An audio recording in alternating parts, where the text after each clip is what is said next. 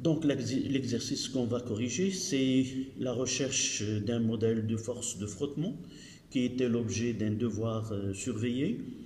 Les données de l'exercice, le volume de la bille en acier, c'est V est égal à 0,52 cm3. La masse volumique ρ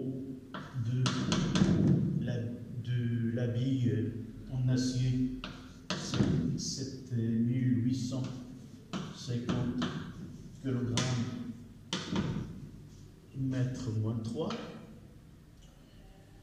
Ρ de l'huile dans laquelle s'effectue le mouvement 0H, c'est 920 kg mètre moins 3.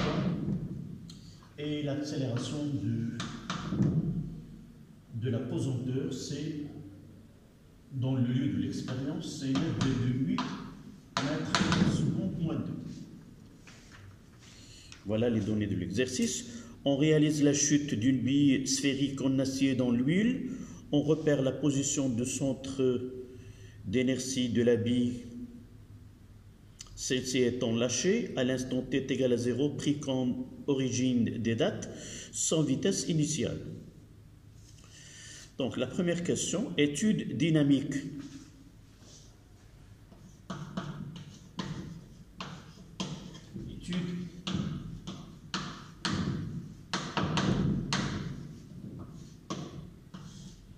Étude dynamique, c'était la partie 1. La question 1.1. La question 1.1, c'est sur le schéma, faire figurer sans souci d'échelle toutes les forces s'exerçant au centre d'inertie G de la bille tombant dans l'huile. Donc, voilà la bille, voilà G. Donc, il y a le poids P, il y a la poussée d'Archimède, on va la noter PA, et il y a la force liée au frottement fluide, c'est petit. Donc la poussée d'Archimède, le poids et la force de frottement fluide. 1.2. Calculer la masse M de la bille. Donc 1.2. Nous avons ρ de A est égal à M sur V. Et de là, M de la bille, ça sera ρ A fois V. Application numérique, M est égal ρ, c'est 7850 fois 0,52, et on va convertir le centimètre cube en mètre cube. 1 cm c'est 10-2, et 10-2 à la puissance 3 c'est 10-6, ce qui donne une masse égale. L'application numérique c'est presque 4,1 10 à la puissance moins 3 kg. Tout simplement, M est égal à 4,1 grammes. Là, c'est la question 1.2. 1.3. Donner l'expression latérale de la poussée d'Archimède. PA, s'exerçant sur la bille plongée dans l'huile, et calculer sa valeur. Là, c'est 1.3.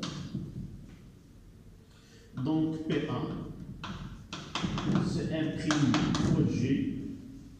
Et 1', c'est la masse de liquide déplacé.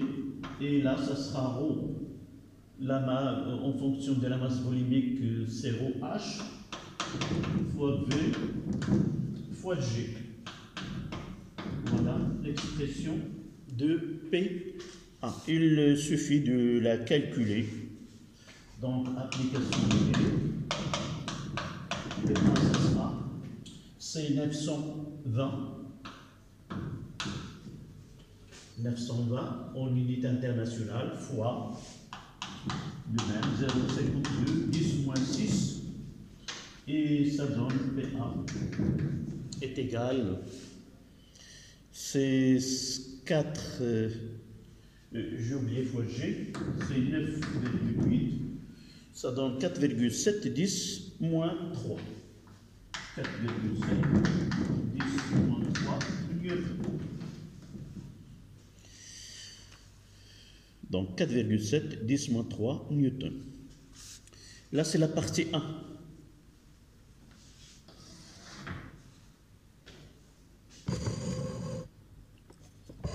La partie 2, équation différentielle du mouvement.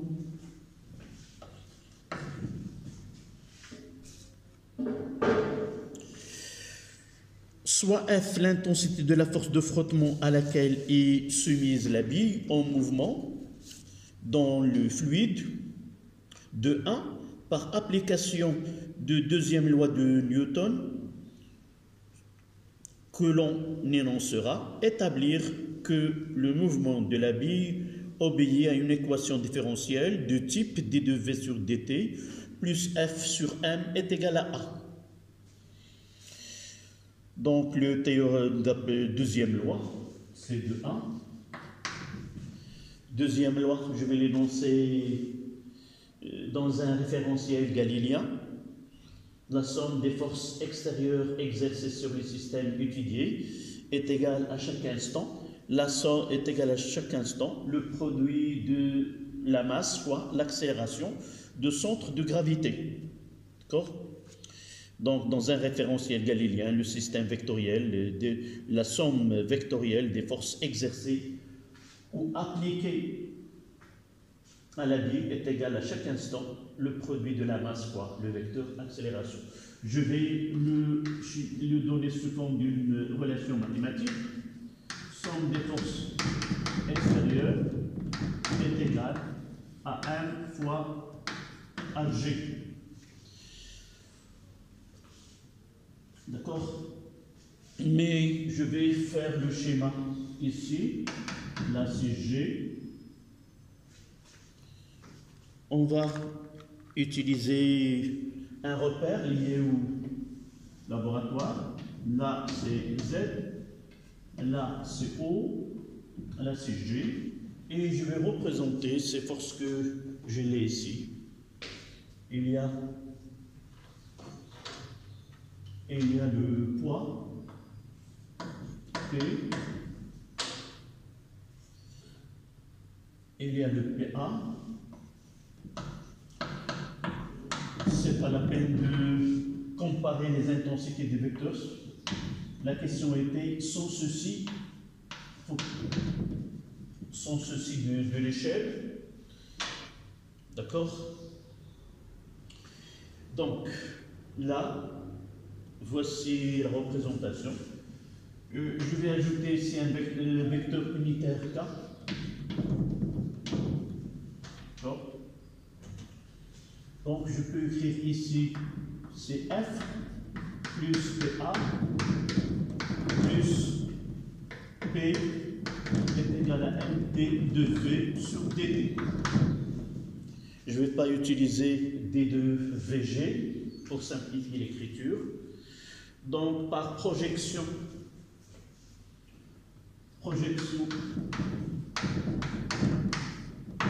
sur l'axe OK, on aura moins F, moins PA, plus P est égal à M D de V sur DD.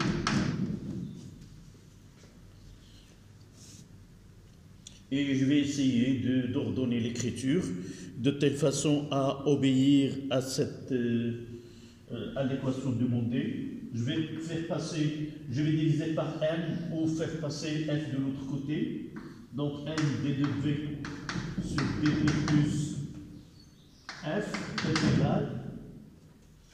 Là, il reste c'est m g. Et là, moins rho de h fois v fois g. Je vais diviser par m. Je peux la garder là, P et P moins PA. D'accord? Est égal. Et par la suite, je vais moins PA. Donc j'aurai d de v, c'est l'écriture l'avant-dernière, c'est d de v sur dt plus f sur m est égal à p moins pa sur m. Et ça, c'est l'équation demandée, où a est une constante et v, c'est la vitesse de la bille. Et d'après cette écriture-là, je peux dire que la constante a, là c'est d de v sur dt, plus f sur m est égal à a. Ce qui permet d'écrire que a est égal à p moins pa sur m.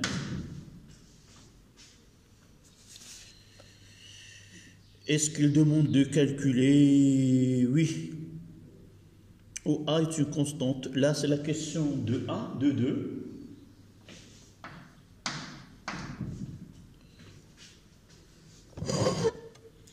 Dans la question de 2, c'est donner l'expression littérale de a, puis calculer sa valeur en précisant son unité.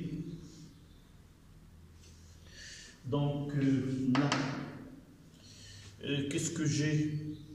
J'ai PA et je peux calculer P, donc je peux dire que A est égal. P c'est quoi? C'est M fois G. M elle est là, c'est 4,1 fois 10 à la puissance moins 3 fois 9,8 moins PA, elle est là, 4,7 fois 10 moins 3, le tout divisé par M qui est 4,1 fois 10 moins 3. Et en utilisant le calcul, on trouvera que c'est 8,7 A. 8,7. Quelle est l'unité de A?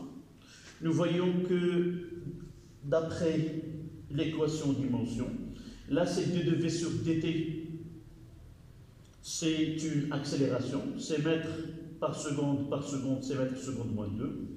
Là c'est une force sur la masse, nous voyons d'après cette loi que la force c'est la masse fois l'accélération. Donc si je divise F par n, ça donne une accélération.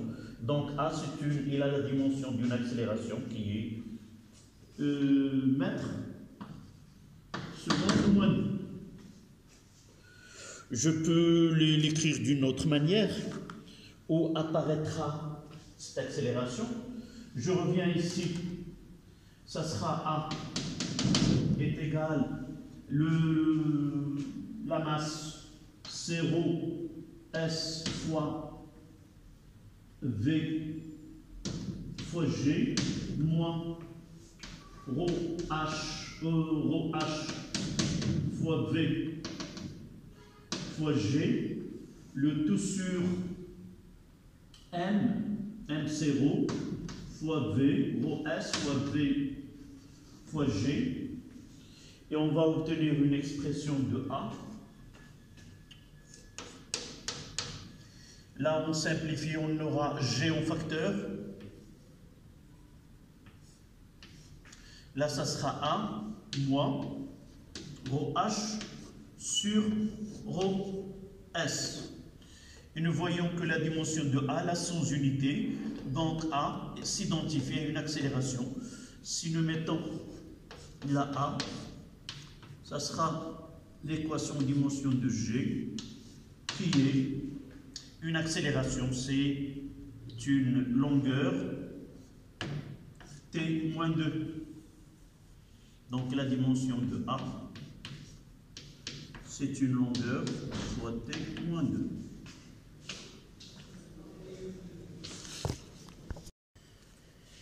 Troisième partie. Troisième partie.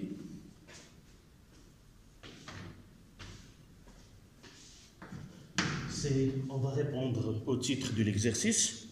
Recherche de modèles pour la force de frottement.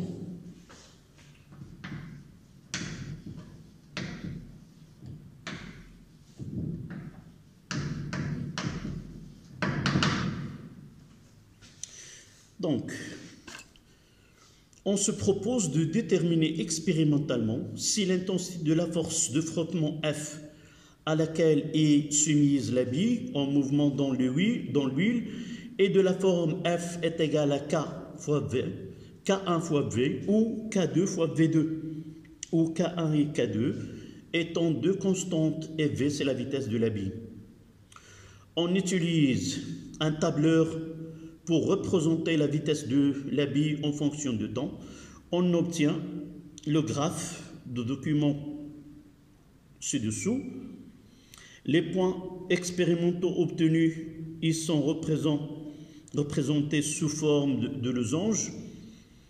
On détermine ainsi la valeur de la vitesse limite du chute de la bille, la vitesse limite. Donc VL, c'est 0,95 mètres seconde moins 1. 3.1. On va utiliser l'hypothèse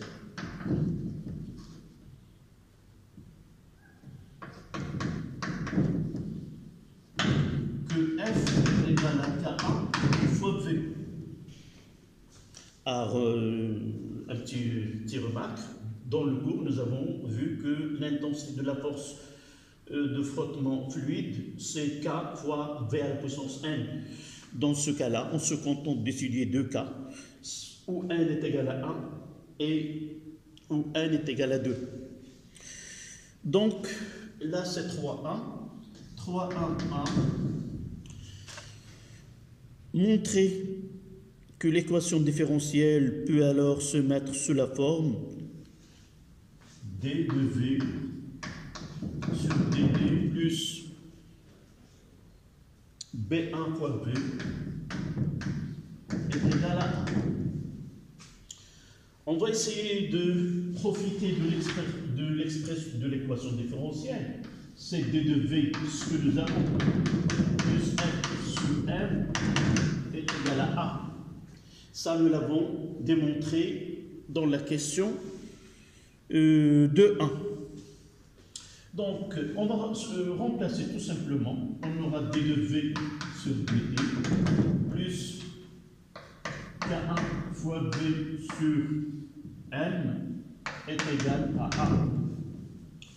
Et de là, ce qu'ils nous ont demandé, c'est d de V sur dt plus B1 fois V est égal à A, ce qui donne que B1 est égal à K1 sur N. Donc la question, où A est une constante déterminée dans la partie 2. Donc voilà, cette question uniquement identifiée. Il ne demande pas de calculer la valeur de B1. 3, 1, 2. Lorsque la vitesse de la bille atteint la vitesse limite, VL, que devient le terme de V sur dt de l'équation précédente? En déduire l'expression latérale de B1 en fonction de A et de V limite. Donc, lorsque V est égal à V limite, qui est égal à une constante, ce qui permet d'écrire que d de V sur dt est égal par la suite, l'équation A nous donne que K1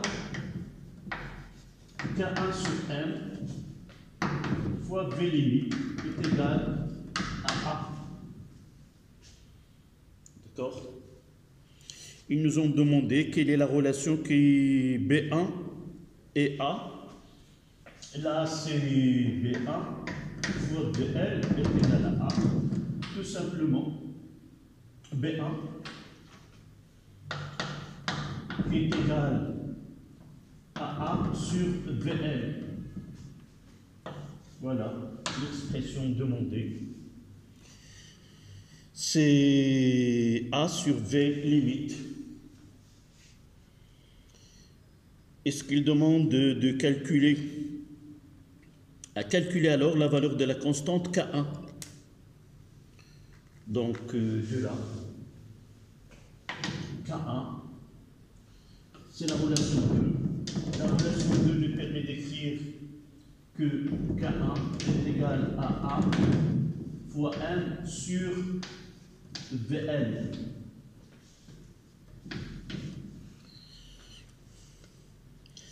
A, nous l'avons déjà calculé.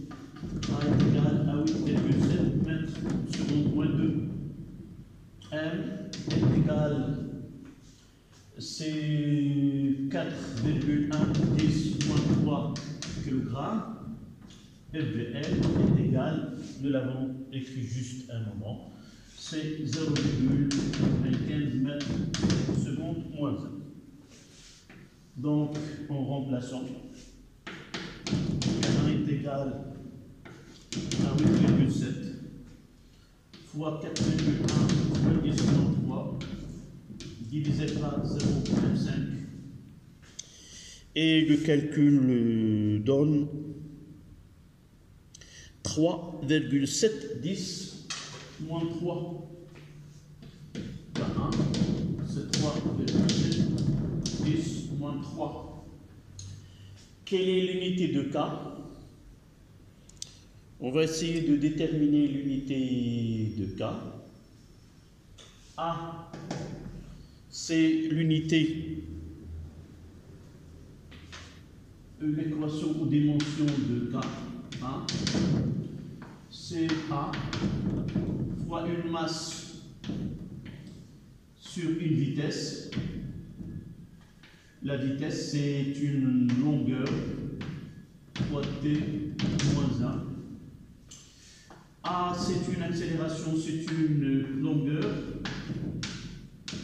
t moins 2 fois une masse, fois la masse, divisé par L fois t à la puissance moins 2. Donc, on simplifie. On simplifie ici, ça reste que moins 1. Donc, K1, c'est un temps fois la masse, c'est-à-dire c'est temps moins 1, c'est kilogramme seconde moins 1. Donc, on va écrire K1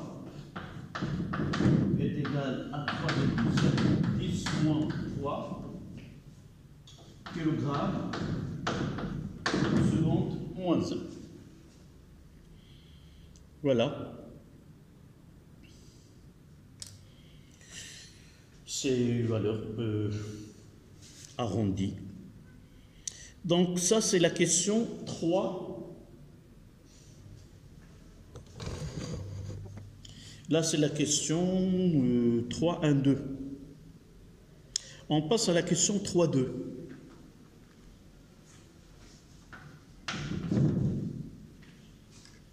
La question 3.2, deuxième hypothèse, là on pose que F est égal à K2 fois V au carré. Deuxième hypothèse, F est égal à K fois V carré. Dans ce cas, l'équation différentielle se met sous la forme, il nous donne l'équation différentielle, c'est d de V sur dt plus K2 fois V au carré divisé par M est égal à A. Déterminer l'expression littérale de B2 en fonction de A et de V limite de la même manière. V est égal à V limite. Ça veut dire que D de V sur D est égal à 0. Donc K2 fois V limite au carré est égal à M fois A. Ce qui donne K2 est égal à M fois A sur V limite au carré. Voilà l'expression de K2. Calculer sa valeur, il suffit de le remplacer. K2 est égal à 4,110 moins 3 fois 8,7 divisé par 0,95, le tout au carré. Ce qui donne une valeur de 4,9, c'est presque 4, 10 moins 2, 4, 10 moins 2. On va essayer de déterminer l'unité de K2 de la même façon, de là.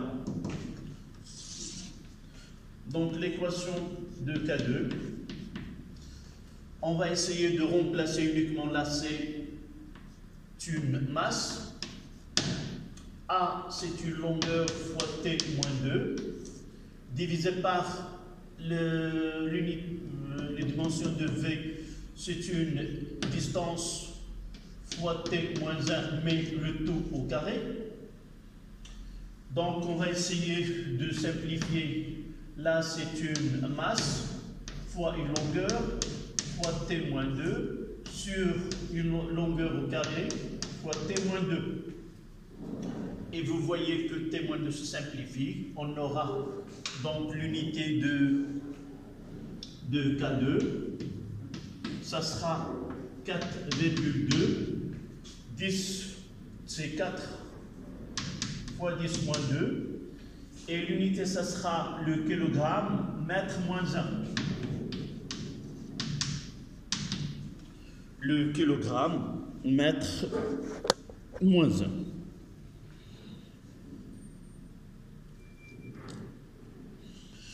La dernière question, on va la traiter de ce côté-là.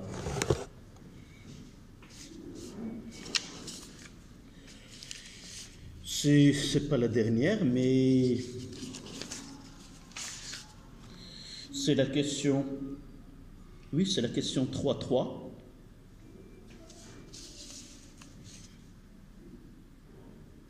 La question 3.3. Comparaison. Je vais la traiter ici.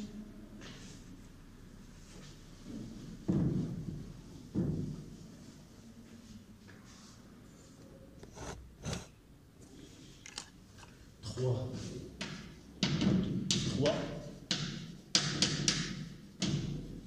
Comparaison des deux modèles précédents.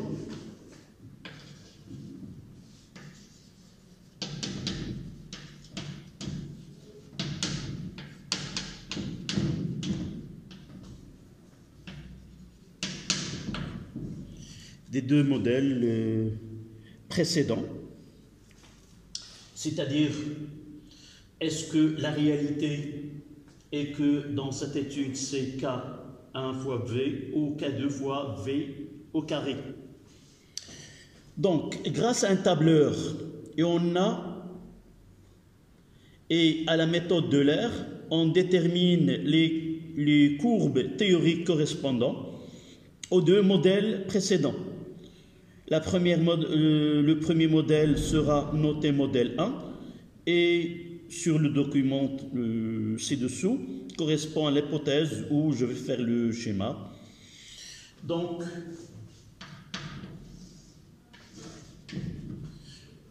là c'est V.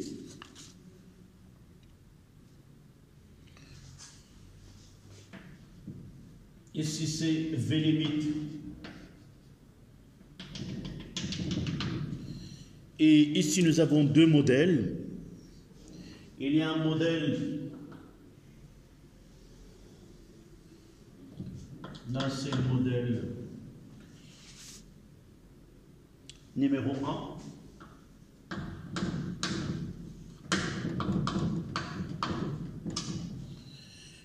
Et voici le modèle 2. C'est celui-là.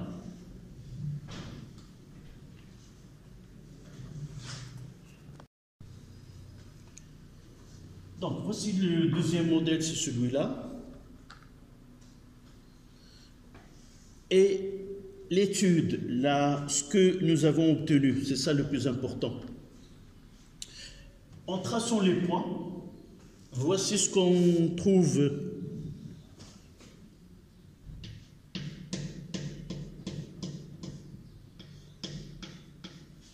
Et là, c'est à partir de, en lisant le schéma, c'est 0,8 là.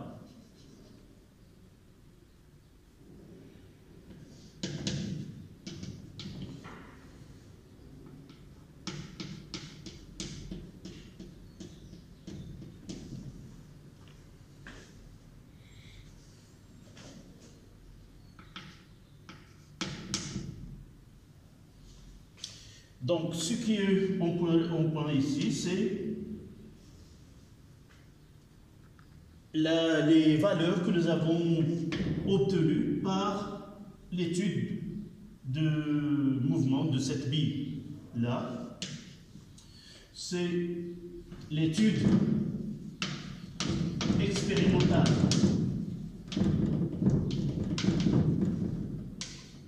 C'est à partir de l'étude expérimentale de la chute de la bille que nous avons pu tracer ces points-là. Donc, je reprends là. Grâce à un tableur et à la méthode de l'air, on détermine les courbes théoriques correspondant aux deux modèles précédents. C'est-à-dire, on va à cette courbe-là.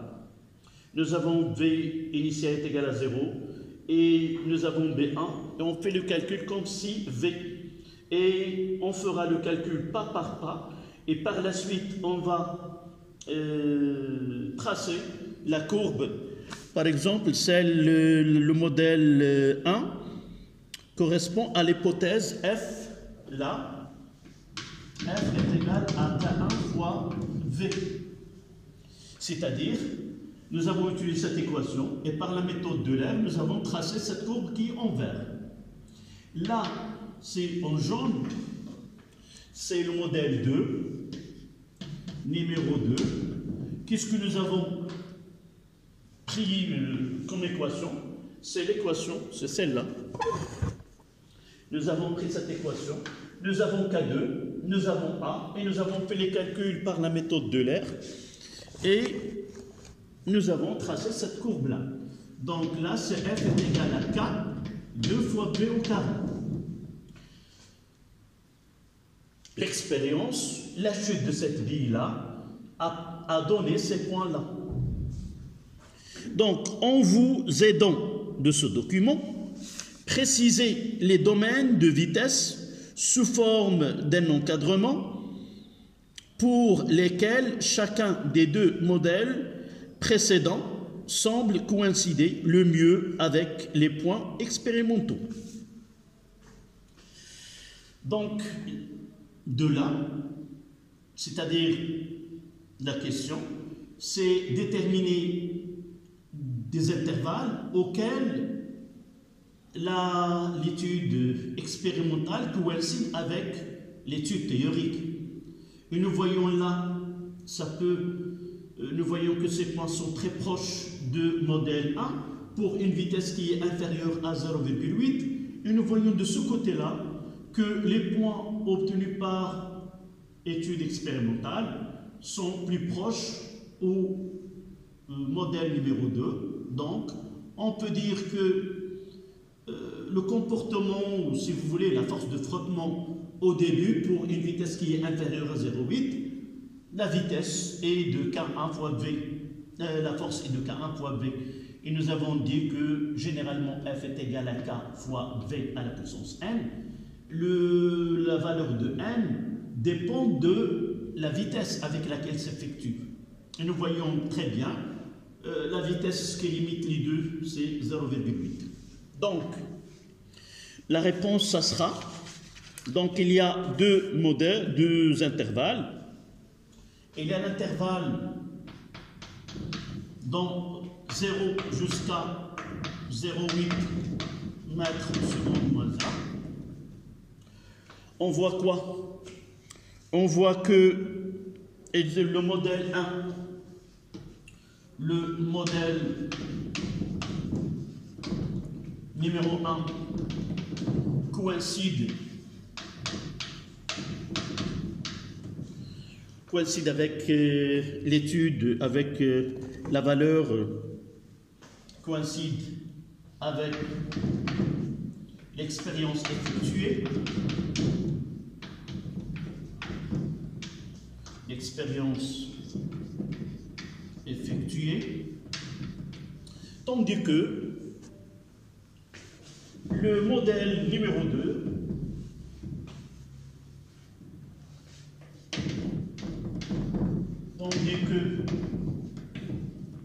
le modèle numéro 2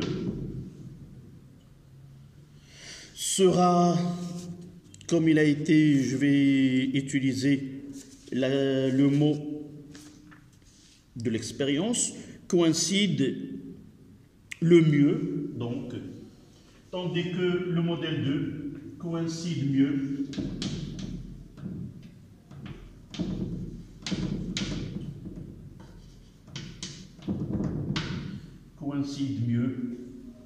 avec l'expérience, avec les valeurs expérimentales obtenues. Et donc cet exercice nous permet de dire que ce que nous avons vu dans le cours lorsqu'on pose que F est égal à K fois V, c'est-à-dire on choisit un modèle, mais dans cet exercice, la même force qui s'exerce sur une bille qui est en chute dans un liquide, dans la chute verticale dans un liquide, il peut que le modèle qui correspond à cette force varie au cours de la chute selon la vitesse. On peut discuter là. Si la vitesse V limite elle est inférieure, ne dépasse pas 0,8, on peut dire que ce modèle numéro 1 elle coïncide vraiment avec notre étude, mais du fait que la vitesse limite est un peu plus grande, c'est pour cela que le modèle 2 coïncidera avec la partie où le modèle 2 est le mieux adapté à cette étude. Voilà.